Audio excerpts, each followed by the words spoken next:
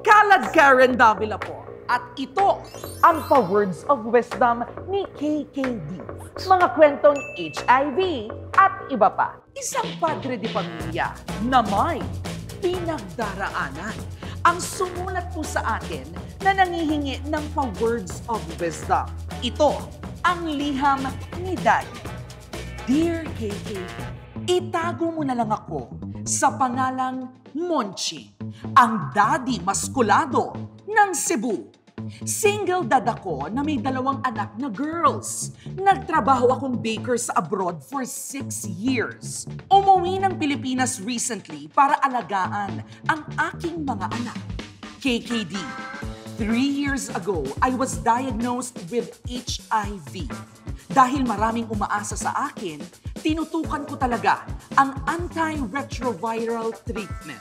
Kaya ngayon, undetectable na ang viral load ko. Ibig sabihin, hindi ko na maipapasa ang virus sa iba. Pag hindi busy sa bahay, nasa gym ako para gumawa ng sarili kong pandesal, monay at Spanish roll. Maalaga ako sa katawan dahil gusto kong laging healthy para mabigyan ng magandang future ang aking mga anak. Para mapakinabangan naman ang pandesal at monay ko, bakery ang business na gusto ko. Nag-apply ako ng financial assistance sa isang government agency para akong dumaan sa butas ng karayom at tumulay sa sotang basa para makumpleto ang requirements. Finally, pinatawag ako sa office ng processing officer. Mr. Monching, mabuti at nakarating ka. Tamang-tama, may gusto kaming linawin sa iyo.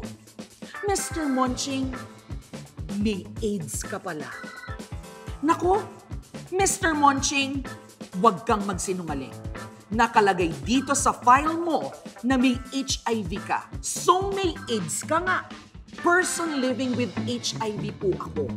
Hindi po ako nagkaroon ng AIDS dahil maaga po akong nag-treatment. Basta, bawal ang mga katulad mo sa food business dahil baka makahawa ka pa ng iba. Sorry, Mr. Monching, disapprove ang application. Bumalik ako na may dalang medical certificate pero ayaw nilang makinig sa paliwanag. Nasira ang plano ko para sa kabuhayan ng pamilya namin. Parang gumuho ang mundo ko. Pa-words of wisdom ka naman dyan, KKD.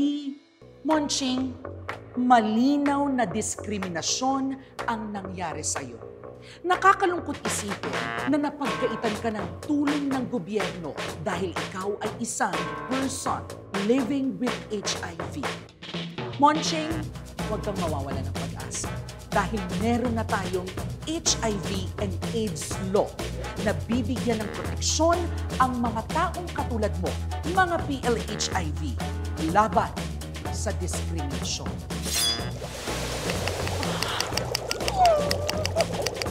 Sinisigurado ng batas na ito na dapat magbigay ng tulong pangkabuhayan ang gobyerno sa mga PLHIV. Raban lang, Monching. Don't give up on your dreams. Kung bet mo, get mo. Ito po si Kalad Karen Davila na nagpapaalala na walang puwang ang diskriminasyon sa lipunan. Alamin ang inyong karapatan para ang buhay maging pakbet, pak na pak, bet na bet. Head on! Thank you! Mwah! Para sa karagdagang impormasyon, tumawag, mag-message, bumisita o magparamdam sa PLHIV Response Center, Action for Health Initiatives, Commission on Human Rights, TLF Share Collective,